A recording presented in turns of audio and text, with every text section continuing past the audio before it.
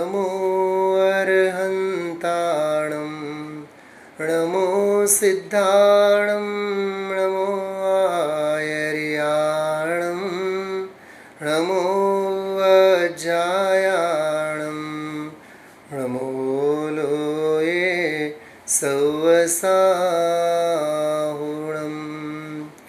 मङ्गलं भगवान् वीरो मङ्गलं गौतमो गणी मङ्गलं कुन्दकुन्दार्यो जैनधर्मोऽस्तु मङ्गलं सर्वमङ्गलमाङ्गल्यं सर्वकल्याणकारकं प्रधानं सर्वधर्माणां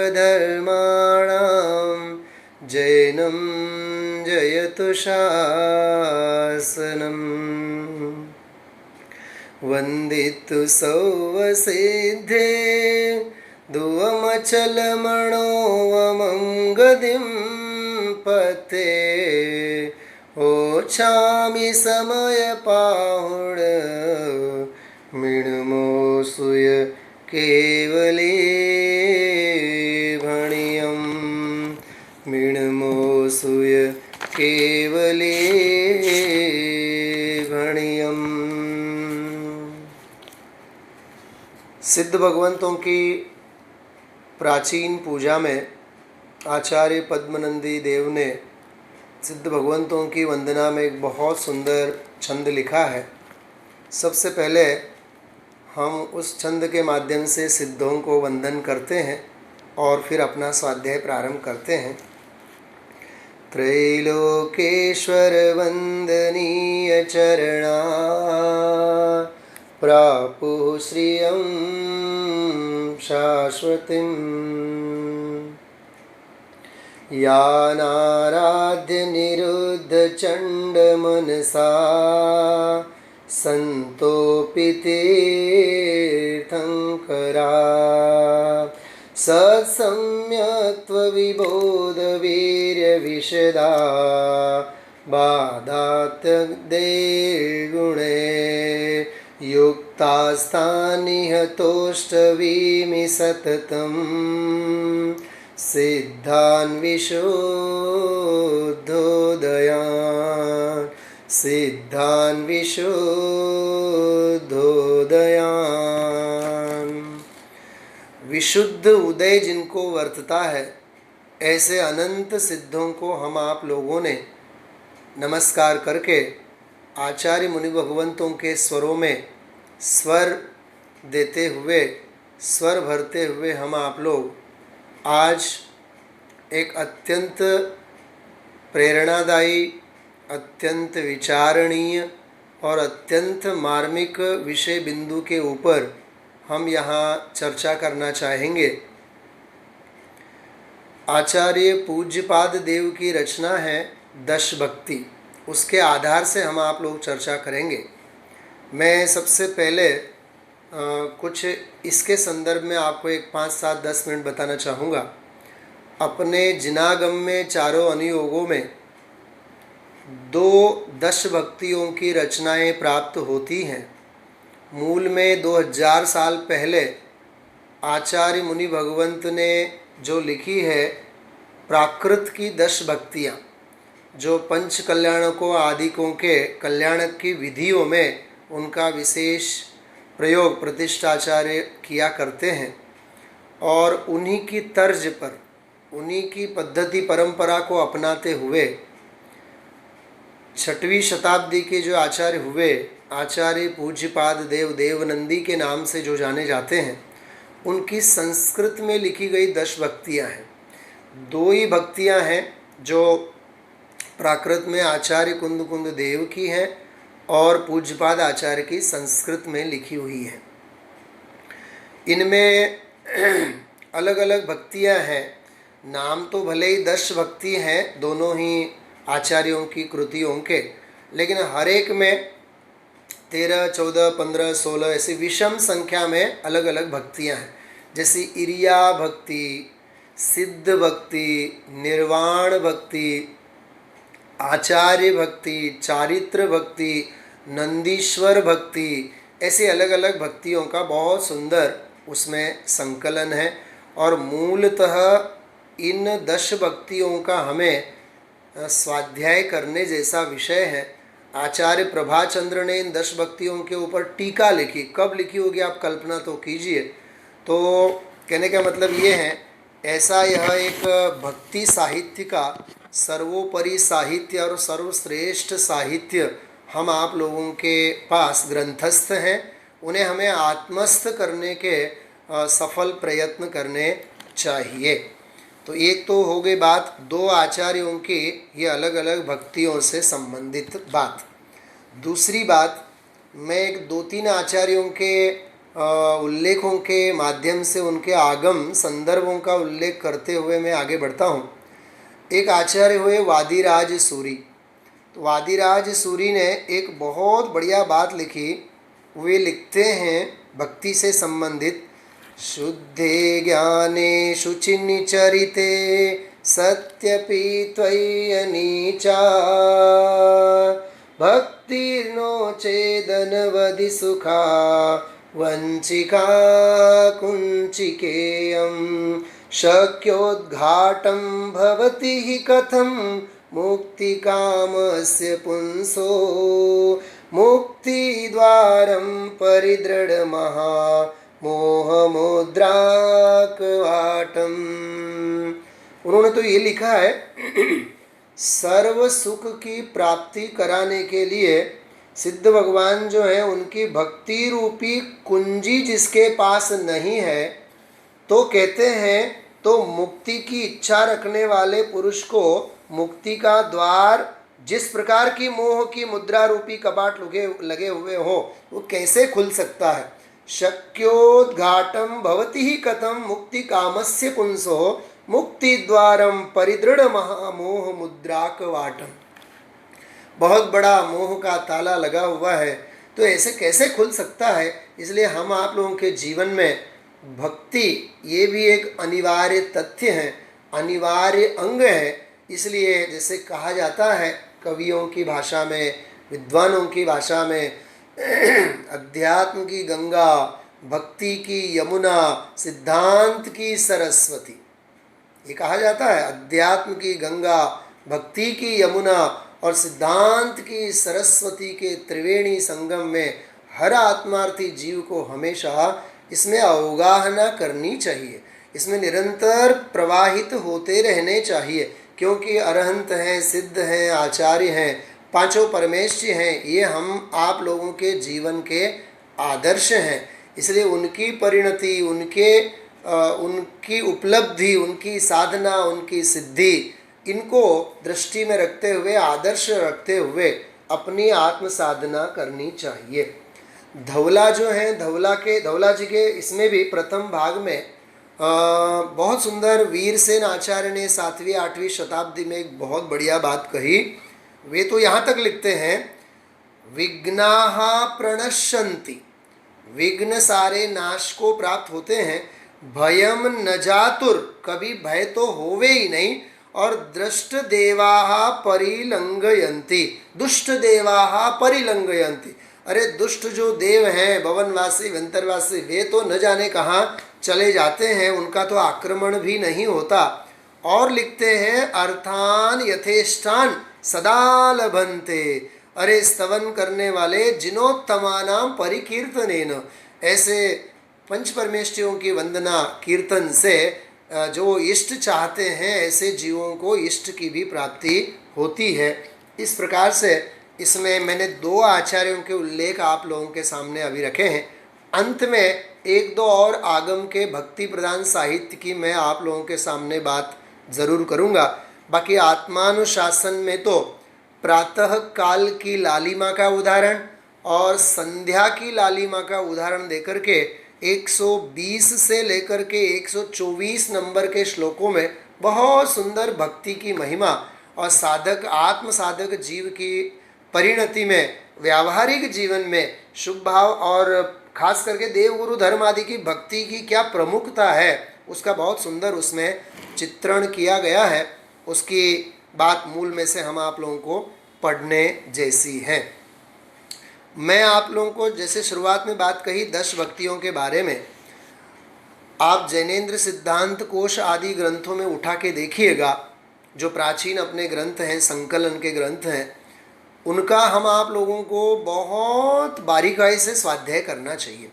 इन 10 भक्तियों का, दोनों ही आचार्यों की जो 10 भक्तियां हैं, उन 10 भक्तियों का जो प्राधान्य है, जो महत्व है, हम आप लोगों के श्रमणों के जीवन में और हम आप लोगों जैसे श्रावकों के जीवन में, क्योंकि हम आप लोग सारे श्रावक श्रमण संस्कृति के उपासक हैं, तो श्रमणों की दैनिक चर्या में भी इन 10 भक्तियों का बहुत बड़ा स्थान है, और श्रावकों के जीवन में तो नित्य इन भक्तियों का स्थान है।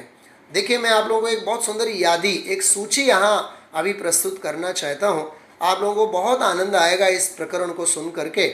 ये जो 10 भक्तियाँ हैं, उनको नित्य नैमित्तिक क्रियाओं में कैसा महत्व दिया गया है। जैसे देखिए, दैवसिक और रात्रिकालीन प्रतिक्रमण करते हैं तो उस समय भी इन भक्तियों का पाठ किया जाता है।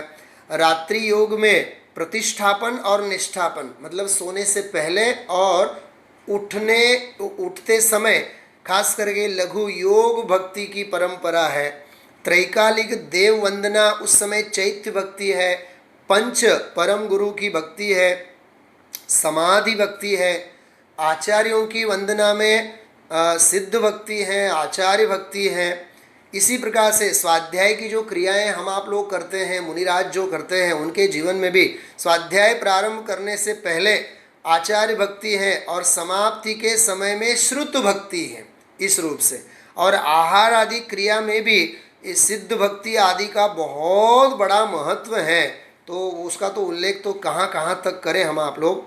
और उसके बाद नैमित्तिक क्रियाओं में, जैसे अष्टमी के पर्व हम आप लोग पर्व के दिन मनाते हैं, तो इन दिनों में खास करके सिद्ध भक्ति, श्रुत भक्ति, चारित्र भक्ति, बराबर, और शांति भक्ति, समाधि भक्ति, इनका उल्लेख जिनागम में आता है। ऐसे ही चतुर्दशी आदि के दिनों में, यहाँ तक कि पाक्षिक और चातुर्मासिक और वार्षिक जो प्रतिक्रमण हम आप लोग करते हैं, जो विधान मूलाचार आदि प्राचीन ग्रंथों में आता है, उनमें इन भक्तियों का एक अपना अलग महत्व है।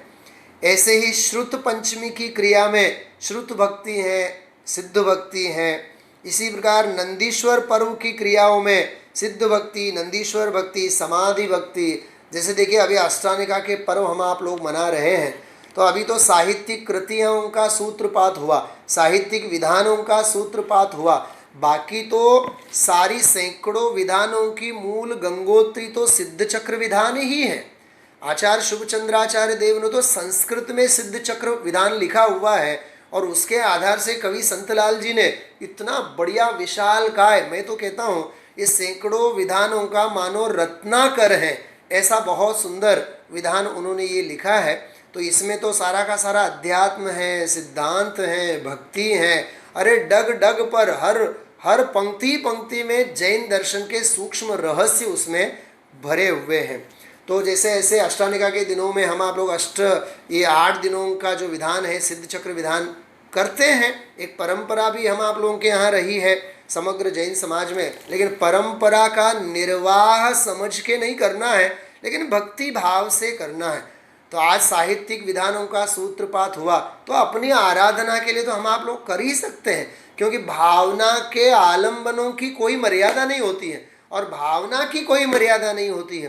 देव शास्त्र गुरु की कहा जाता है, पूज्य गुणेशु अनुराग भक्ति। जो शलाका पुरुषों के, जो तीर्थंकर भगवंतों के, जो वीतरागी सर्वज्ञ भगवंतों के जो गुण हैं, उन गुणों में अनुराग का होना सच में यही तो भक्ति है। तो गुणानुराग से तो हम आप लोग विधान लीक से हट करके फिर भी लीक से कहीं उतरे नहीं, ये सिद्धांत ध्यान में रखते हुए हम आप लोग ऐसे विधानों का विशेष आयोजन करते हैं। बाकी तो नंदीश्वर आदि के या अष्टानिका के दिनों में नंदीश्वर आदि की भक्ति की प्रधानता है। इसी प्रकार अन्य भी देखिए आप, जैसे आचार्यों का वगैरह केश लॉन्च होता है, तो उन दिनों सिद्ध भक्ति, आचार्य भक्ति, समाधि भक्ति वगैरह बोली जाती हैं। ऐसे पंच कल्याणकों के दिनों में भी अलग अलग भक्तियों का सारा क्रम जिनागम में आया हुआ है। ऐसे कई प्रमेय और ऐसे बहुत सुंदर सुंदर जैसे सिद्ध प्रतिमा होती है जिन मंदिरों में, तो उनकी वंदना के समय में सिद्ध भक्ति आदि हमें बोलते हैं। जैसे मूल नायक कोई जिनेंद्र भगवान जो भी है, सिमंदर भगवान है, शांतिनाथ भगवान है, तो मूल नायक के लिए तो हम अर्घ्य तो चढ़ाते ही हैं, पूजा तो करते ही हैं। इस प्रकार से भी चरणान योग के ग्रंथों में इनका सारा विधान आता है। अब हम आप लोग चलते हैं जो अपना मूल प्रमेय है, आचार्य पूज्यपाद की रचना है दश भक्ति, उसके अंतर्गत सिद्ध भक्तियों में केवल और केवल 10 श्लोक हैं। लेकिन 10 श्लोकों में तो 10वां श्लोक तो उपसंहार का श्लोक है और 9वां श्लोक भी लगभग उपसंहार के रूप में समापन का ही श्लोक है। लेकिन सिद्धों के व्यक्तित्व को और सिद्धों की साधना को और सिद्धों के सुखों को और सिद्धों की कृतकृत्य सिद्धि को बताने के लिए 8 श्लोक हैं। 8वें श्लोक के अंतर्गत मैं आप लोगों के सामने यहाँ अभी जो भी चर्चा करना चाहता हूँ वो 7वें श्लोक के आधार से मैं करना चाहता हूँ। तो 7वां श्लोक जो है ये बहुत बढ़िया श्लोक है और उसकी संधि 6ठे श्लोक के साथ जुड़ती है। तो 6ठे श्लोक की एक मार्मिक बात कह करके मैं 7वें श्लोक की बात प्रारंभ करता हूँ।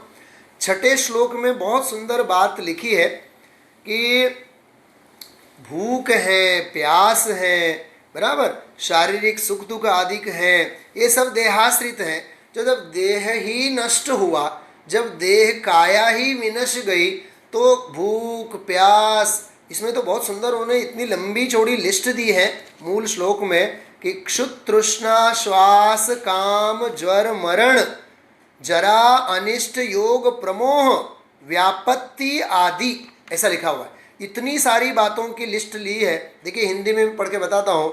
भूख प्यास श्वास खांसी ज्वर मरण बुढ़ापा अनिष्ट संयोग तीव्र मूर्छा और विशिष्ट आपत्ति आदि भयंकर दुखों के कारणभूत संसार का ही जब अभाव हुआ तो सिद्धों के दुख कैसे हो सकते हैं? वे तो परम सुखी हैं, वे तो पूर्ण सुखी हैं। लेकिन एक बहुत बढ़िया बात लिखी है आचार्य ने वहाँ लिखी, अस्य सौख्यस्य माता कह। माता मतलब माँ नहीं, माता मतलब प्रमाता। माता मतलब माप कौन निकाल सकता है? उन सिद्ध भगवंतों के सुखों को कौन जान सकता है, कौन समझ सकता है भाई? ये तो अनुभव गोचर ऐसी विषय की बात है। सिद्धों का सुख तो सिद्धों के सुख जैसा ही होता है। ऐसा अनन्वय अलंकार के अर्थ में भी हम कहें, सिद्धों के सुख की उपमा तो किसी से भी नहीं की जा सकती। उसका कोई मापने वाला आज तक न पैदा हुआ और न कभी भी पैदा हो सकता है। इसलिए उसका प्रमाता कोई भी नहीं हो सकता है, क्योंकि अपरिमेय सुख है। इस प्रकार से अपरिमेय अनंत शाश्वत सुख के धनी सिद्ध भगवंतों के सुखों का वर्णन करने के लिए आचार्य पूज्यपाद देव 7वें श्लोक के अंतर्गत जो लिखते हैं, मैं सबसे पहले आप लोगों के सामने ये 7वां श्लोक प्रस्तुत कर रहा हूँ। मूल संस्कृत का श्लोक है, आप निश्चिंत रहें। मैं इस पूरे श्लोक के अंतर्गत आए हुए जो 13 विशेषण हैं, 13 विशेषणों के माध्यम से यहाँ आचार्य ने उन सुखों की बात कही है, समझाई है। कैसा है सिद्धों का सुख? हम आप लोग विधानों में तो लाभ ले ही रहे हैं, उनमें से 2-3 संदर्भ में अंत में आप लोगों को दूंगा। जब अपना व्याख्यान समाप्ति की तरफ होगा तब मैं उनकी बात करूंगा। अभी तो यहाँ 10 भक्ति के अंतर्गत जो सिद्धों का अनंत सुख है 13 विशेषणों के माध्यम से जिस श्लोक में है, उस श्लोक को मैं आप लोगों के सामने प्रस्तुत करता हूँ। सुनिएगा ध्यान से। आत्मोपादान सिद्धम स्वयं अतिशयवत् वीतबाधं विशालं वृद्धिरासव्यपेतं विषयविरहितं निःप्रतिद्वन्द्वभावम् अन्यद्रव्यानपेक्षं निरुपमममितं शाश्वतं सर्वकालं उत्कृष्टानन्तसारं परमसुखमतस्तस्य सिद्धस्य जातम्। चौथी पंक्ति से बहुत स्पष्ट है, परम सुखम अतः तस्य सिद्धस्य जातम, कि वे जो सिद्धालय में विराजमान हैं वे सिद्ध भगवान ही उस परम सुख की सिद्धि करने वाले हैं। उन सिद्ध भगवंतों को ही ऐसा परम सुख, अनंत सुख होता है, शाश्वत स्वाश्रित सुख होता है, उसके वे धनी हैं। अब ये 13 विशेषण जो हैं, सबसे पहले मैं इनमें आए हुए जो 13 विशेषण हैं उन विशेषणों को यहाँ अभी केवल पढ़ जाता हूँ, फिर एक एक की जितनी भी हो सके उनकी हम आप लोग चर्चा करेंगे। इन 13 विशेषणों में देखिए आप, एक छोटी सी सूची में आप लोगों के सामने प्रस्तुत करता हूँ। पहला है आत्मोपादान सिद्धम, अपने आत्मा के उपादान से ही सिद्ध हुआ, प्रसिद्ध हुआ, उनका प्रकट हुआ सुख है। दूसरा है विशेषण स्वयं अतिशयवत, स्वयंभू, स्वयं अपने आप से ही अतिशयता को लिया हुआ उनका सुख है। तीसरा वीत बाधम, किसी भी प्रकार की बाधा उसमें है नहीं, निराबाध ऐसा उनका सुख है। बाधाएं जिनमें से अस्त को प्राप्त हो चुकी हैं, ऐसे सुख को सिद्ध भगवान भोगते हैं। चौथा विशेषण विशालम, विशाल सुख है, विराट सुख है। पांचवा वृद्धि ह्रास व्यपेतम, वृद्धि और ह्रास मतलब नाश, विनाश से उनका सुख जो है वो रहित है, इस प्रकार वृद्धि ह्रास व्यपेतम। और छठा है विषय विरहितम, विषयों से रहित, विषयों का आलंबन अब वहाँ रहा नहीं, ऐसा उनका अनंत सुख है। निहि प्रतिद्वंद्व भावम, बहुत सुंदर विशेषण है ये। विशेषण तो मुझे बहुत छूता है। प्रतिद्वंद्व कहलाता है विरोधी तत्व, प्रतिद्वंद्वी शत्रु के अर्थ में कहा जाता है। निहि प्रतिद्वंद्व, अब वहाँ किसी भी प्रकार के विपरीत शत्रु अथवा बाधक कारण अब रहे ही नहीं, ऐसा उनका सुख निहि प्रतिद्वंद्व भावम वाला सुख है। आठवां विशेषण है अन्य द्रव्यान अनपेक्षम, अन्य द्रव्य अनपेक्षम, पर द्रव्य से परम निरपेक्ष ऐसा उनका अनंत सुख है। आगे निरुपमम, उपमा रहित उनका सुख है। 10वां विशेषण है अमितम, अमितम मतलब अमित सुख, अमर्याद ऐसा अनगिनत अगणित सुख है। मित अर्थात मर्यादा होती है। और शाश्वतम, सदा शाश्वत, त्रिकाल अस्तित्व जिसका है ऐसा उसका उनका सुख है। 12वां विशेषण है सर्वकालम, सर्वकाल सर्वदा रहने वाला उनका शाश्वत सुख है। और 13वां विशेषण है उत्कृष्ट अनंत सारम, ये भी विशेषण बहुत सुंदर है, इसके 2-3 अर्थ अलग अलग जगह आते हैं। उत्कृष्ट अनंत सारम, कि अनंत स्वरूपी सारभूत ऐसा उत्कृष्ट सुख है, अथवा अनंत अनंत अनंत अनंत अनंत उत्कृष्ट उत्कृष्ट उत्कृष्ट सारभूत ऐसा आपका अनंत सुख है। इस प्रकार से ये 13 विशेषण हैं। मुझे आप बताइए, यदि हमसे कोई पूछे कि भाई जैसे आता है अलंकार शास्त्रों में, प्राचीन जो संस्कृत साहित्य के ग्रंथ हैं उनमें अनन्वय अलंकार की बात आती है, तो अनन्वय अलंकार में उदाहरण दिया जाता है Ram Ravan your Yuddham Ram Ravan your इव। जैसे हमसे कोई पूछे कि वह राम और रावण के बीच में लड़ाई कैसी हुई थी, युद्ध कैसा हुआ था, तो यही कहा जाएगा राम रावण योर युद्धम, मतलब राम और रावण के बीच में जो युद्ध हुआ था राम रावण योर इव, वो राम और रावण जैसा ही हुआ था। उसकी हम आप लोग किसी के साथ भी कोई कल्पना, कोई उपमा दे नहीं सकते हैं, कर नहीं सकते हैं। ऐसे ही शास्त्रों में चाहे जितनी भी चर्चा, ग्रंथों में चाहे जितनी भी चर्चा, जैसे समझ लीजिए अभी सिद्ध चक्र विधान है, ऐसे 8, 16, 32, बराबर। इस प्रकार से आगे आगे आगे आगे आगे सारे के सारे 1024 कितने कितने गुणों की, फिर भी ये तो गिनती के ही है ना। और सिद्धों का सुख तो अनगिनत है, अनंत है, अनंत अनंत अनंत अनंत अनंत सुख है। तो कहने का मतलब हम वाचा से चाहे जितना भी कहें, हम वाणी से चाहे जितना भी कहें, तो भी आखिरकार तो वाणी तो जड़ ही है ना। तो जड़ जो है, गुरुदेव श्री कहा करते थे बहुत बढ़िया व्याख्यान में, अरे चैतन्य भगवान आत्मा एना वखाण जड़ वाणी पासे थी केवी रीते कराय। अरे वाणी भाषा तो जड़ है, એ જડ તો મારો શત્રુ છે, શત્રુ પાસેથી પોતાના વખાણ કેવી રીતે કરાય। अरे अपने चैतन्य स्वभावी अनुभव गोचर वस्तु जो है, अनुभव गोचर जो आनंद है, जैसे सिद्धों का अनंत सुख है, उसकी चर्चा वाणी विलास में शब्दों में हम आप लोग कितना कर सकते हैं भाई। ये तो भक्ति भाव की ही बात है। आप लोग एक ही भाव स्तोत्र में, भक्तामर स्तोत्र में ऐसे अनगिनत उदाहरण देख सकते हैं। जैसे बालक का उदाहरण दिया, वो जैसे ऊपर का चंद्र बिंब जो है, चंद्र है, वो चंद्र बिंब जो जल में पड़ रहा है, वो उसको पकड़ रहा है, वो बिल्कुल समझ लो कि सफल तो होने वाला है नहीं, चंद्र तो उसके हाथ में आने वाला नहीं है। अरे दो भुजाओं से, जो छोटे से अल्प शक्ति वाले दो भुजाओं से समुद्र को पार करना, ये अरहंत सिद्ध आदि ये पांचों परमेश्वरियों के सिद्ध भगवंतों के गुणों का गुणानुवाद करना जैसा है। फिर भी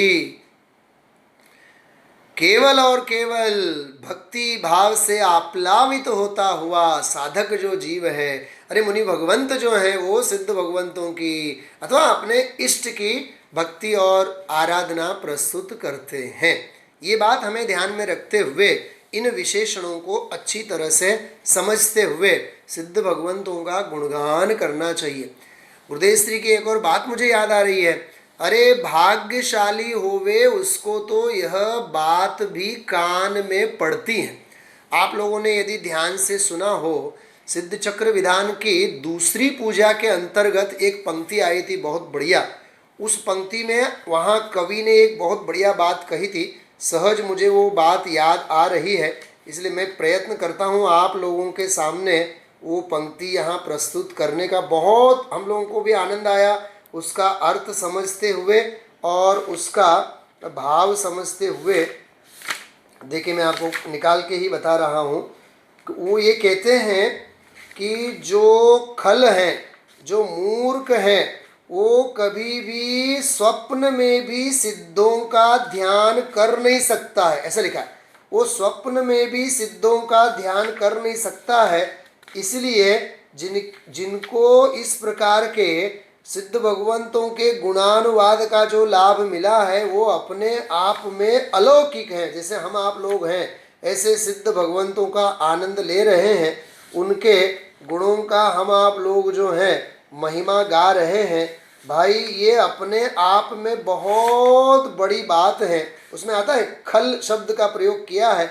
खल जो है, मूर्ख हैं, वो स्वप्न में भी कभी भी सिद्ध भगवंतों का ध्यान कर नहीं सकता है, ऐसा लिखा हुआ है। अब आप सोचो हम आप लोग कितने भाग्यशाली हैं। हम आप लोगों के जीवन में इस प्रकार से सिद्ध भगवंतों का गुणानुवाद करने का हम आप लोगों को सौभाग्य तो मिला है, अहो भाग्य तो हम आप लोगों को मिला है। इसलिए हम आप लोग बड़े बड़े बड़े बड़े भाग्यशाली हैं भाई, बराबर। इस रूप से हम आप लोग, जैसे इसमें तीसरी पूजा में वो पंक्ति है, मैं जो याद कर रहा हूँ आपको, तीसरी पूजा में पंक्ति कल हम आप लोगों ने पढ़ी थी। देखिए क्या लिखा है इसमें, लिखा हुआ है कोटिथित क्लेश को मेट शिव कर रहो, उपल की नकल हो अचल इक थल रहो। स्वप्न में हून निज अर्थ को पावही, जे महाखलन तुम ध्यान धरी ध्यावही। जो खल, जे महाखल महामूर्ख, कहते न तुम ध्यान धरी ध्यावही, ध्यान से आपका ध्यान नहीं धरते हैं, सिद्ध भगवंतों की भक्ति आदि नहीं करते हैं, सिद्धों का ध्यान नहीं धरते हैं। कहते हैं स्वप्न में हून निज अर्थ को पावही, वे स्वप्न में भी निज अर्थ को, अर्थ मतलब प्रयोजन, अपने आत्म प्रयोजन की प्रसिद्धि वे कर नहीं सकते हैं। इस प्रकार से सिद्धों का गुणगान, उनकी अनिवार्यता, उनकी महिमा, इस रूप से वहाँ बहुत सुंदर विधान के अंतर्गत ये बात लिखी है। तो देखिए, मैं आपसे कह रहा था ये जो 13 विशेषण हैं, इनमें सबसे पहला लिखा हुआ है, अब एक एक की बात करते हैं थोड़ी।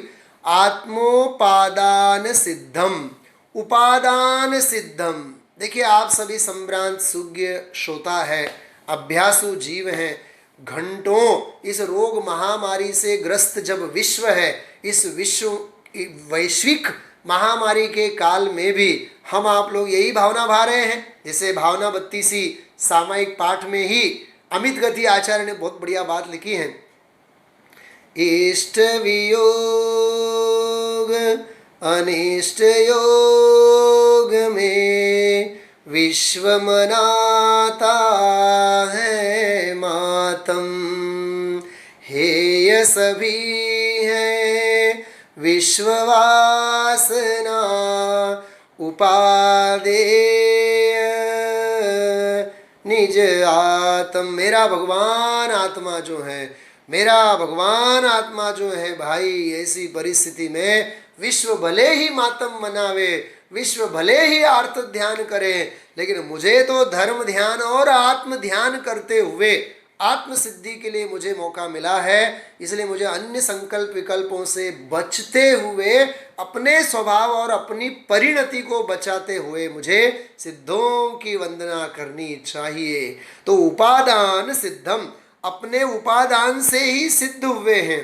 अरे साधना उनके लिए श्रेयस्कर है, साधन उनके लिए कोई श्रेयस्कर मायने नहीं रखते हैं। आप लोगों ने बड़े पंडित जी साहब का एक बहुत बढ़िया वाक्य सुना हो, ध्यान रखने जैसा वाक्य है, टंकोत्कीर्ण करने जैसा वाक्य है। भाग्यशाली वे नहीं हैं जिन्हें सुविधाएं मिली हैं, भाग्यशाली तो वे कहलाते हैं जिन्हें सुविधाओं की आवश्यकता ही नहीं है। अरे हमें साधन नहीं चाहिए, हमें बाहर के कोई आयाम नहीं चाहिए, कोई आलंबन नहीं चाहिए, हम अपने उपादान के बल से आगे बढ़ने वालों में से हैं। इसलिए उपादान सिद्धम, सिद्ध परमेश्वरियों को जो सुख प्राप्त हुआ है, आत्म उपादान सिद्धम, अपने आत्मा के आलम्बन से प्रकट हुआ है जो, वही सच में आत्मोपादान सिद्धम। सिद्धों को जो अनंत सुख जो मिला हुआ है वो आत्मोपादान सिद्धम, अपने आत्म बल से, आत्मा के आश्रित, आत्मा को उपादान शक्ति के रूप में अपनाते हुए वो प्रकट हुआ ऐसा अनंत सुख है। एक बार पूज्य गुरुदेव श्री से किसी ने सोनगढ़ में पूछा कि आप जैसे ज्ञानी धर्मात्मा, ऐसे भव्य जीव और ऐसा दिव्य आत्मा हमें मिला, इस पंचम काल को मानो आपकी वाणी ने चौथा काल बना दिया। आप जैसे जीव, बहन श्री जैसे आत्म साधक जीव ये मिले हुए हैं, क्या आप लोगों के चले जाने के बाद और हम भी चले जाएंगे तो अगले भव में क्या हमें आप जैसे महापुरुष और ऐसा ही देवशास्त्र गुरु आदि का योग मिलेगा?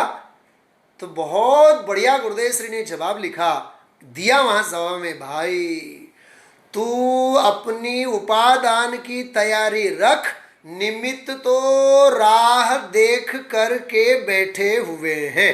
अरे उपादाननी तैयारी राख, निमित्तो तो राह जोईने बैठा छे। किन निमित्तों का तू मोहताज हो रहा है?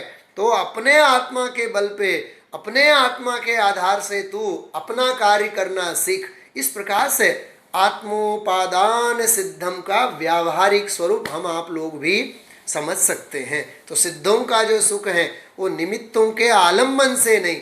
बहुत बहुत ऐसी बातें हैं, ज्ञानावरण कर्म का अभाव हुआ इसलिए वे अनंत ज्ञानी हुए हैं, ये कहना ये आगम की शैली है, ये आगम की पद्धति है। लेकिन किसी कर्मों का क्षय, उसकी मेहरबानी से सिद्ध भगवान अनंत ज्ञानी, अनंत सुखी नहीं हुए हैं भाई, वे अपने आत्म बल से हुए हैं। करणान योग में आएगा, अनंत दर्शनावरण कर्म के अभाव से अनंत दर्शन के धारी बने, ज्ञानावरण कर्म से, कर्म के अभाव से अनंत ज्ञानी बने, मोहनी कर्म के अभाव से अनंत सुखी हुए, अंतराय कर्म के अभाव से वे अव्याबाद अनंत सुख के धारी हुए, ये सब आगम की शैली है। अध्यात्म कुछ और है। अध्यात्म तो ये है आत्मोपादान सिद्धम, अपने आत्म बल से वे अंदर में अनंत सुख के धनी बने हैं। अभी आप में से कई लोग 2.5 से पंडित जी सुमित प्रकाश जी भाई साहब का व्याख्यान सुन रहे हो। उन्होंने एक बहुत सुंदर बात कही थी, आप लोगों ने सुना होगा। सभा में हर्ष कल्लोल छाया उस समय। उन्होंने उदाहरण दिया था, बचपन में माँ डांटती थी हम लोगों को बराबर, और समझो वो डांटती थी, यदि हमने कान से सुना होता ना, कान से सुना होता तो FIR दर्ज किया होता। अरे हमने कान से नहीं सुना था, क्योंकि हमें पता है कि वो माँ हमारी भलाई के लिए डांट रही है, इसलिए हमने ज्ञान से सुना था, कान से नहीं सुना था। बहुत सुंदर बात थी, बहुत बढ़िया बात थी। कहने का मतलब ये है भाई, हम अपने ज्ञान से काम करना है, कान से काम नहीं करना है। मतलब श्रवण मात्र पर्याप्त नहीं है, इंद्रियों का आलंबन मात्र पर्याप्त नहीं है, शास्त्रों का आलंबन मात्र पर्याय नहीं। देखो, शास्त्रों से नहीं, स्वाश्रय से भेद विज्ञान होता है। शास्त्रों से भेद विज्ञान नहीं होता है, स्वाश्रय से भेद विज्ञान होता है। तो ये उपादान, अथ से इति तक उपादान का ही साम्राज्य है, उसी के बलबूते सारा कार्य होता है। ये तो अनुकूलता का आरोप जब परद्रव्य के ऊपर आया तब उसे निमित्त कहा जाता है, क्योंकि किसी भी वस्तु के माथे पे ये लिखा नहीं है कि ये निमित्त है। कार्य जब होगा तब उसे निमित्त के रूप में कहा जाएगा। ये पहला विशेषण पूरा हुआ। आगे बढ़ते हैं। स्वयं अतिशयवत, अतिशय वाला तो है ही, सातिशय तो है ही, लेकिन किसी की मेहरबानी से नहीं, अपने स्वयंभू, अर्थ में लिखा हुआ है स्वयंभू अतिशय वाला है। आप लोगों ने यदि स्वयंभू वाली गाथा प्रवचन सार की पढ़ी होगी तो उसमें बहुत बढ़िया बात आती है कि आत्मा, आत्मा को आत्मा के द्वारा, आत्मा के लिए, आत्मा में से, आत्मा के आधार से, जैसे परम पारमार्थिक प्रत्यक्ष ज्ञान की बात आई तो ज्ञान, ज्ञान को ज्ञान के द्वारा, ज्ञान के लिए, ज्ञान में से, ज्ञान के आधार से वह परम प्रत्यक्ष के रूप में प्रकट हुआ है। तो पारमार्थिक प्रत्यक्ष ज्ञान, वहां केवली का जो स्वयंभूपना है, उस स्वयंभू को अभेद षटकारक के रूप में वहां समझाया गया है। तो अपने से मेरा अतिशय है, मुझे अन्य से कोई अतिशय नहीं है। मुझे आप बताइए, मैं आपको प्रश्न तो क्या पूछूं, कक्षा तो है नहीं, स्वाध्याय है।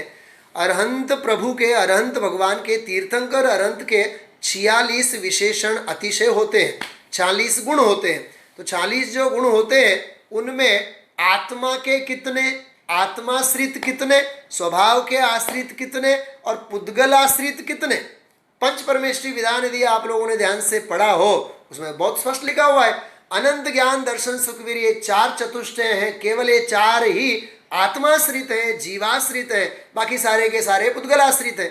अरे जन्म के अतिशय तो शरीर आश्रित है, देवकृत अतिशय तो पुण्योदय के कारण, बल्कि मैं तो ये कहता हूं तीर्थंकर का तो पूर्वकृत पुण्य का अवधि की क्रिया तो चल ही रही है, प्रवचन सार की भाषा में अवधि की क्रिया तो चल ही रही है, लेकिन वे स्वर्ग के विषय भोगी देवों का महापुण्य का उदय है, ऐसे पुण्यात्मा की सेवा में लगे हुए हैं। क्या कहा मैंने, उन देव, वो वे देव, स्वर्ग के जो देव हैं, अपने दैवी वैभव का ताम झाम दे करके लेकर के तीर्थंकर की सेवा में लगे हुए हैं, उनका पुण्य का उदय है। बाकी यहां तो इनकी तो अवदय की क्रिया चल रही है, फिर भी वो क्षाई की क्रिया कहलाती है। उसी गाथा की टीका में लिखा है, जो कि अवदय की टीका है, जबकि अवदय की क्रिया है, फिर भी वह क्षाई की क्रिया है, क्योंकि उदय में आए हुए सारे कर्म उनके अब क्षय को प्राप्त हो रहे हैं। बोलो, आगम की भाषा में अवदय की क्रिया है और अध्यात्म की भाषा में कहा जाए तो क्षाई की क्रिया है। क्या गजब की बातें हैं भाई, ऐसी ऐसी बातें हैं। तो स्वयं अपने आत्म बल से वह अतिशयता को प्राप्त है। तीसरा विशेषण वीत बाधम, बाधा रहित, बाधक कारणों से रहित। ध्यान से सुनना आप लोग, द्रव्य कर्म, भाव कर्म और नो कर्म। भाव कर्म जो विकारी परिणाम हमारे मोह राग द्वेष भाव, उन भाव कर्मों के निमित्त से आने वाले और जीव के आत्म प्रदेशों के साथ बंधने वाले द्रव्य कर्म, और द्रव्य कर्मों के उदय के काल में मिलने वाले बाह्य संयोग जो नो कर्म। कहते हैं द्रव्य कर्म से द्रव्य कर्म की बाधा, भाव कर्म की बाधा मिट गई, इसलिए द्रव्य कर्म आने रह गए, तो द्रव्य कर्म की बाधा भी मिट गई। अब द्रव्य कर्म ही नहीं रहे तो संयोग में अन्य संयोगों का नो कर्मों की तो बाधा कहाँ से आएगी। तो कहने का मतलब भाव कर्म, द्रव्य कर्म और नो कर्म तीनों प्रकार की बाधाओं से रहित, कर्म की कोई बाधा नहीं, संयोगों की कोई बाधा नहीं, निराबाध ऐसा अनंत सुख आपको प्रकट हुआ है। ऐसे सिद्ध भगवंतों के सुख की हम आप लोग यहाँ चर्चा कर रहे हैं। यदि आप लोगों ने सुना होगा तो मुझे एक आगम का बहुत मार्मिक संदर्भ याद आ रहा है, मैं आप लोगों के सामने प्रस्तुत करना चाहूँगा। देखिए ये सब हीरे बिखरे पड़े हुए हैं सब जगह, चाहे कुंद देव के साहित्य में देखो, चाहे सिद्ध चक्र विधान के साहित्य में देखो, चाहे पूज्यपाद आचार्य के साहित्य में देखो, हर आचार्य की कृतियों में, चारों अनुयोगों में ये विचार पूंजी हमारी बिखरी पड़ी है, विचार रत्न जो है ये बिखरे पड़े हुए हैं। इसमें जो पुण्य और पाप से संबंधित ज्ञान तत्व प्रज्ञापन में इंद्रिय सुख वाला प्रकरण आता है, वहाँ बहुत सुंदर इंद्रिय सुख के प्रकरण में 76 नंबर की गाथा है, 76 नंबर की गाथा है। उसमें ये लिखा हुआ है, सपरम बाधा सह्यम विच्छिन्नम बंध कारणम विषमम जम इंद्रिये हि लब्धम तम सौख्यम दुःखमेव तहा। मुझे तो इस गाथा का चौथा चरण बड़ा अच्छा लगता है। वो लिखते हैं, सौख्यम दुःखमेव वा तम सौख्यम दुःखमेव वा, वह सुख तो दुख ही है। क्यों? वह पुण्यकृत जो शुभ भाव के उदय में आने वाला दुख सुख जो है वो दुख ही है। तो कहते हैं सपरम, क्योंकि इंद्रिय सुख कैसा है, पराधीन है, बराबर, बाधा सहिदम, बाधा से सहित है। ये वीत बाध के संदर्भ में मैं याद कर रहा हूँ, बाधा से इंद्रिय सुख है वो सहित है, और सिद्धों का सुख कैसा है, निराबाध है। विच्छिन्नम, विच्छिन्न है, बंध का कारण है, विषम है, और इंद्रियों से प्राप्त हुआ वह सुख है। इंद्रिय सुख की बात चल रही है, ऐसा है। कहने का मतलब ये है कि इंद्रिय सुख जो है वो पराधीन है, बाधा सहित है, और खंडित होने वाला है, विच्छिन्न है, अखंड नहीं रहता है, बंध का कारण है, और विषम है। क्या गजब की बात है, उदय होवे तो संयोग नहीं होवे, और संयोग होवे तो संयोगी भाव नहीं होवे। इष्टोपदेश के व्याख्यानों में गुरुदेव ने बहुत बढ़िया इस प्रकरण को लिया, शुरुआत के श्लोकों में। अरे ज्ञानी इंद्रिय के विषयों से दूर क्यों हटता है? क्योंकि वह विषम है। कर्मों का उदय होवे तो संयोग नहीं होवे, संयोगों का उदय होवे तो भोगने के भाव नहीं होवे। तो ज्ञानी समझता हमें उदय भी नहीं चाहिए, संयोग भी नहीं चाहिए, और भोगने के भाव भी नहीं चाहिए, हम तो अपने आत्मा में लीन रहते हैं। तो ये है गजब की बात है भाई, कि वीत बाधम, बाधा रहित ऐसा उनका सुख है। विशालम, चौथा है वो विशाल सुख है, उसकी विशालता परंपार भाई, उसकी विशालता, उसकी विराटता जो है, क्षेत्रगत कालगत अपन कहें, अथवा रोम रोम में असंख्यात प्रदेशों में छाया हुआ उनका सारा सुख है। जैसे आदरणीय बाबूजी ने सिद्ध भगवान की पूजा के अंतर्गत जो छंद है, अर्घ्य वाला छंद है, अर्घ्य वाले छंद में समय सार की तीसरी गाथा के आधार से बहुत बढ़िया लिखा हुआ है, तेरे विकीर्ण गुण सारे प्रभु मुक्ता मोदक से सघन हुए।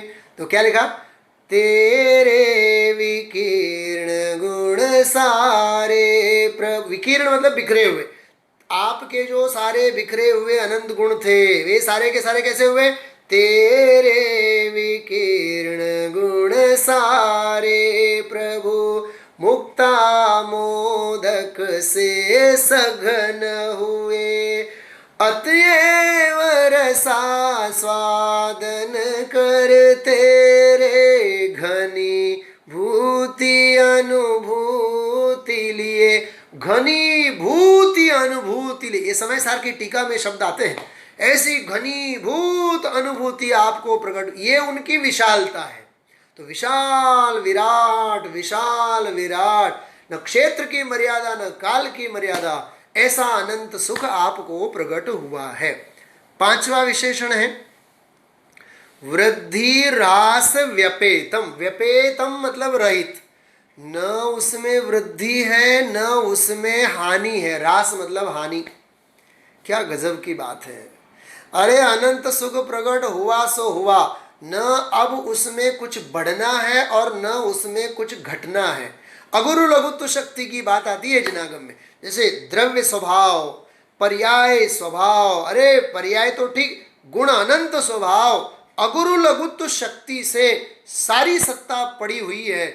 ऐसा जो अनंत सुख है सिद्धों का, वह सुख कैसा है? तो कैसे, न उसमें अब बढ़ना भी नहीं है न उसमें कुछ हानि भी नहीं है, मतलब विषमता नहीं है, समता समभाव रूप से बिल्कुल ध्रुव अचल अनुपम सुख की दशा।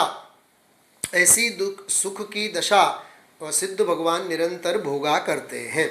छठा विशेषण विषय विरहितम। जैसे मैंने अभी आपको इस गाथा के अंतर्गत प्रवचन सार में कही, विषय विरहितम मतलब अब पांच इंद्रियों का कोई भी विषय नहीं रहा। अरे मैं तो इसकी थोड़ी ये गहराई आप लोगों तक पहुंचाने का मन कर रहा है मेरा। विषय मतलब केवल पांच इंद्रियों के भोगने के रूप में विषय की ही बात नहीं है, क्योंकि आप लोगों ने यदि ध्यान से सुना होगा उत्तम संयम धर्म के स्वाध्याय में, उत्तम संयम धर्म के निबंध आदिक में, धर्म के 10 लक्षण पुस्तक में आदरणीय छोटे दादा डॉक्टर साहब ने लिखी है बात। एक बात आती है इंद्रिय संयम और दूसरी बात आती है प्राणी संयम, बराबर। और इंद्रिय संयम में भी इंद्रिय विषयों से संबंधित संयम की बात और दूसरी बात इंद्रिय ज्ञान संयम की बात। क्या कहा मैंने? ये बहुत मार्मिक बात है। हम विषय कषायों से तो छूटे, इंद्रिय संयम विषय संयम तो हो गया, लेकिन जानने संबंधी जो अंदर में बहुत चंचलता है, ज्ञान के संदर्भ में, क्षयोपशम ज्ञान के संदर्भ में, भाई मैं आपसे क्या कहूँ। आदरणीय पंडित जी साहब ने एक बार एक व्याख्यान में इतनी बढ़िया बात कही, मोक्ष मार्ग में ज्ञान की वृद्धि काम की नहीं है, ज्ञान की विशुद्धि काम की है। अरे हमारा ज्ञान बढ़ गया, एक क्षयोपशम ज्ञान का ढेर तो हो गया, वो सारा का सारा पल्लवग्राही पांडित्य में बना रहेगा, जो भेद विज्ञान और आत्मविज्ञान जो यदि प्रकट नहीं हुआ होवे तो भाई। इसलिए अपना यदि भला करना है तो मैं प्रायः यहाँ स्वाध्याय में, दैनिक स्वाध्याय में बोला करता हूँ, यदि हमें अपना आत्म कल्याण करना है तो श्रुत सागर बनने के चक्कर में मत रहो, श्रुत सागर बनने के चक्कर में मत रहो। शिवभूति बनना चाहो, शिवभूति बनने की भावना से निकलेंगे, और यदि ऐसा कोई संयोग बनेगा, कर्मावरण की जो ऐसी कोई हीनादिकता बनेगी, तो देखा जाएगा श्रुत सागर को जैसा ज्ञान का उघाड़ था, होगा तो ठीक है, नहीं तो कोई बात नहीं है। इसलिए भाई मार्ग में मात्र ज्ञान नहीं बल्कि ज्ञान की विशुद्धि काम की आती है। इस रूप से भी हम आप लोगों को विषयों का आलंबन छोड़ने की ही निरंतर वृत्ति होनी चाहिए। वो होवे नहीं है ऐसा नहीं है भाई। अपूर्व अवसर में बहुत सुंदर बात आती है, संयम ना हेतु थी योग प्रवर्तना, संयम ना हेतु थी योग प्रवर्तना, मात्र देहते संयम हेतु होय जो, अन्य कारणे अन्य कशु कल्पे नहीं, देहे पण किंचित मूर्छा नवजोय जो अपूर्व अवसर एओ क्या रे आवसे। शायद गुजराती आप लोगों को नहीं समझ में आई होगी, हालांकि भाव तो बहुत सरल है। मैं आप लोगों को इसका हिंदी भी मेरे पास है, उस हिंदी पाठ को भी मैं आप लोगों के सामने प्रस्तुत करना चाहूँगा। सुनिए, आदरणीय सुमित प्रकाश जी भाई साहब ने इसका बहुत सुंदर अनुवाद भी किया हुआ है और बहुत बढ़िया इसका पूरा उन्होंने चित्रण किया हुआ है। आप देखिए, मैं प्रयत्न करता हूँ मिल जाए एक आध मिनट में तो मैं आप लोगों के सामने, वो भी गुजराती हिंदी में भी उसका सुंदर अनुवाद है।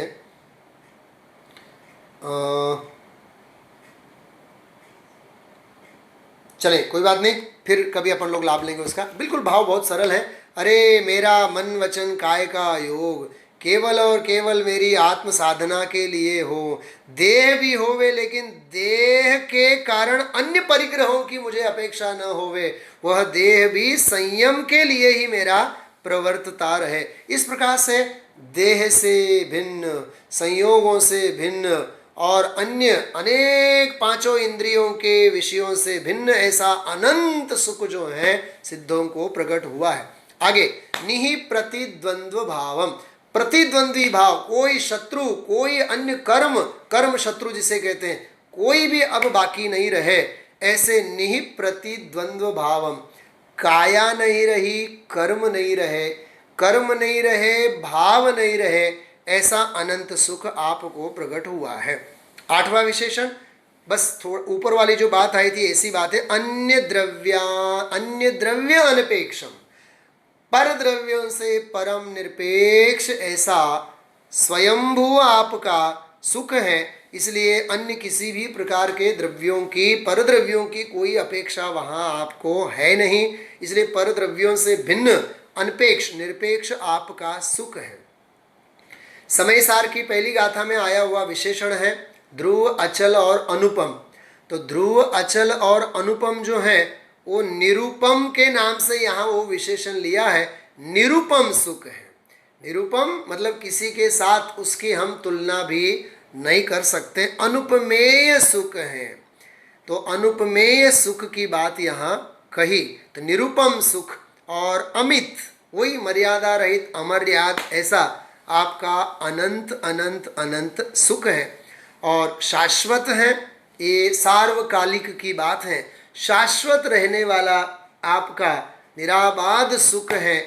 और आगे काल की अपेक्षा से भी एक बहुत सुंदर विशेषण है सर्वकालम। ये कालिक, सार्वकालिक, वह सार्वक्षेत्रिक, सार्वभौमिक, और यह सार्वकालिक, सदा सर्वदा आपका टिका रहने वाला, बना रहने वाला यह अनंत सुख है।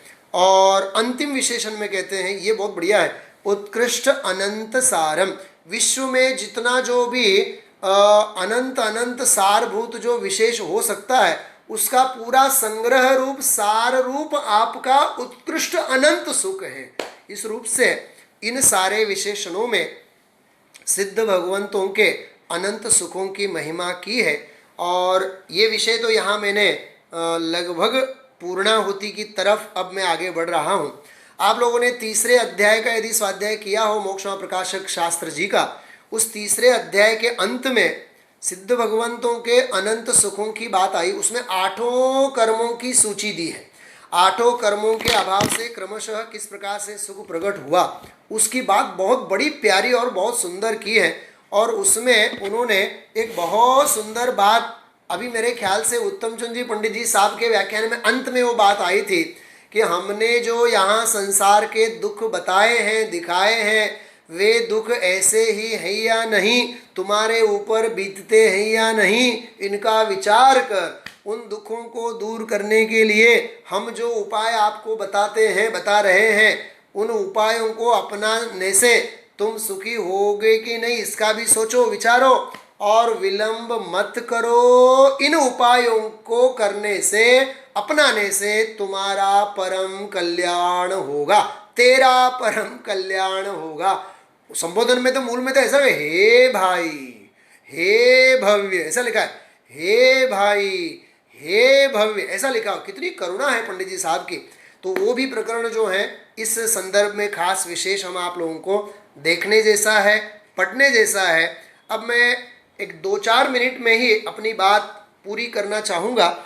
आप लोग देख सकते हैं बाद में दूसरी जो पूजा सिद्ध चक्र विधान के अंतर्गत हम आप लोगों ने पढ़ी है, उस दूसरी पूजा के अंतर्गत चौथा जो छंद हम आप लोगों ने पढ़ा था उसमें अनंत सुख की बात आई थी।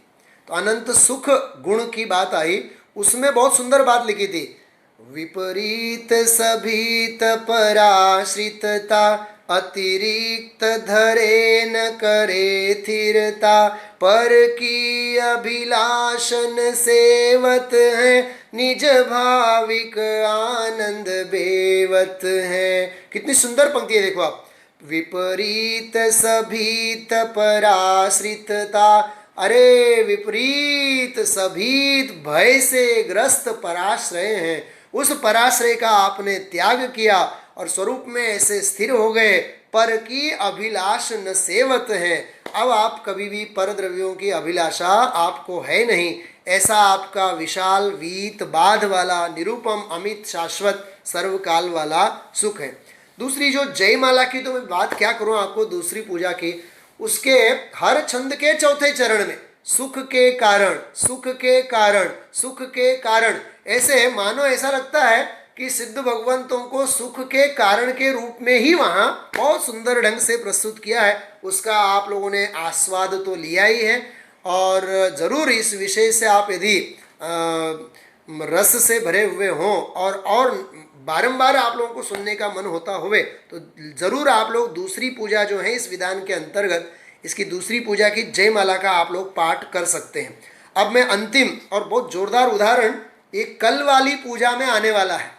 कल कौन सी पूजा है, ख्याल है आप लोगों को? आज अपनी चौथी पूजा, हाँ कल 5वीं पूजा, बराबर याद है सबको? ठीक है, एक बालक तो मुझे हाथ खड़ा करके बोल रहा है कि हाँ मैं याद है। तो मैं आपसे कह रहा था ये जो 5वीं पूजा है, इस 5वीं पूजा को तो मैं ज़रूर आप लोगों के सामने ये प्रस्तुत करना चाहूँगा।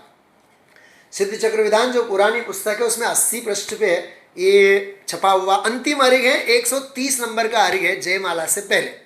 सुनना आप, सिद्ध भगवंतों का गीत कैसा गाया है। जेते कछु पुद्गल परमाणु शब्द रूप भय है अतीत काल आगे होनहार है। अरे भविष्य में अभी जो होने वाले हैं उनकी बात कर रहे हैं। तीन को अनंत गुण करत अनंत बार ऐसे महाराशि होय सिद्ध परमात्मा के सब ही एकत्र होय सिद्ध परमात्मा के मानो गुण गण उच्चरण अर्थ धार। अरे सिद्ध भगवंतों का गुणगान करने के लिए जितने भी अनंत परमाणु हुए हैं और भविष्य में भी जितने भी होंगे, वे सारे के सारे परमाणु यदि ठान लेवे कि हम सिद्ध भगवंतों का गुणगान करेंगे तो कहते हैं सब ही एकत्र होय सिद्ध परमात्मा के मानो गुण गण उच्चरण अर्थ धार है। हम अर्थ करेंगे, हम अर्थ को धारेंगे तो कहते हैं तो भी एक समय के अनंत भाग आनंद को कहतन कहे हम कौन प्रकार। अरे एक समय के आनंद का अनंतवा भाग, क्या कहा? एक समय का नहीं, एक समय में जो अनंत आनंद वर्तता है उस आनंद का अनंतवा भाग भी वे नहीं कह सकते। अनंत परमाणु मिलकर के कवि अपनी लघुता प्रकट करता हुआ कहता है अरे हम किस खेत के मूली हैं कि उनके गुणों का कैसे बखान कर सकते हैं। ऐसे सिद्ध परमेष्ठियों के अनंत अनंत सुखों की भावना हम आप लोगों ने भाई है, महिमा गाई है। एक पंक्ति के माध्यम से मैं विराम लूंगा, केवल मेरे पास 40 सेकंड बाकी हैं। रागादि रहित उपयोग ज्ञायक प्रतिभासी हो स्वाश्रित शाश्वत सुख भोग शुद्धात्म विलासी हो। हे स्वयं सिद्ध भगवान, तुम साध्य बनो मेरे, अशरीरी सिद्ध भगवान, आदर्श तुम्हें मेरे, अशरीरी सिद्ध भगवान, आदर्श तुम्हें मेरे। हम आपके ऐसे अनंत सिद्ध परम आदर्श बने रहें और हम आप उनके पथ पर निरंतर अग्रेसित होते रहें, इसी मंगल भावना के साथ विराम लेता हूँ। नमो सिद्धाणम।